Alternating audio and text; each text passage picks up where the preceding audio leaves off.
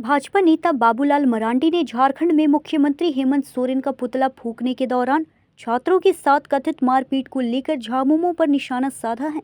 उन्होंने कहा कि लोकतंत्र में किसी नेता या सरकार का विरोध करना लोगों का अधिकार है और विरोध का जवाब मारपीट से नहीं दिया जाना चाहिए।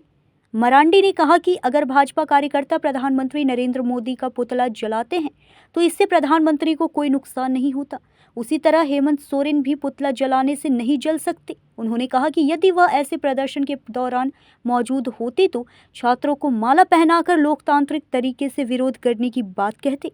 उन्होंने गिरिडीह समेत झारखंड के कई स्थानों पर हुई कथित मारपीट को लेकर प्रशासन की भूमिका पर भी सवाल उठाए। बाबूलाल मरांडी ने कहा कि जिला प्रशासन को टकराव की आशंका थी, इसके बावजूद कार्रवाई को रोकने में चूक हुई। उन्होंने स्पष्ट किया कि वह लाठी और मारपीट की राजनीति का विरोध करते हैं।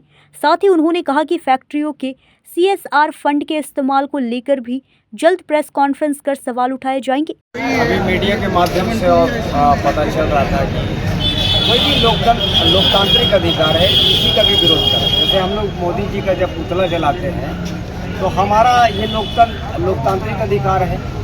मोदी जी जल नहीं जाते हैं, हमें अपनी बातों को कहने के लिए कह रहे हैं। उसी तरह हेमंत जी का भी जब पुतला जल रहा है तो दर्द नहीं होना चाहिए। यहाँ पे झारखंड मुक्ति मोर्चा ने डिक्टेटरशिप किया है और उनके जो अधिकारी हैं या उनके जो लोग हैं वो गलत किया है और उस गलत का विरोध करते हैं। लोकतंत्र में सभी को विरोध करने का अधिकार है।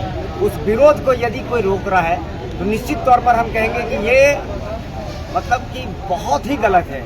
आप लोकतंत्र पर हमला कर रहे हैं। तो छात्र किसी का भी किसी दल से रिलेटेड हो, वो अपनी बातों को कह रहे हैं तो उसमें किसी प्रकार का कोई आपत्ति नहीं होना चाहिए। लाठी डंडा से पीटना, जाति सूचक गालियां देना, हम इसका विरोध करते हैं। भाजपा वाले विरोध करते हैं।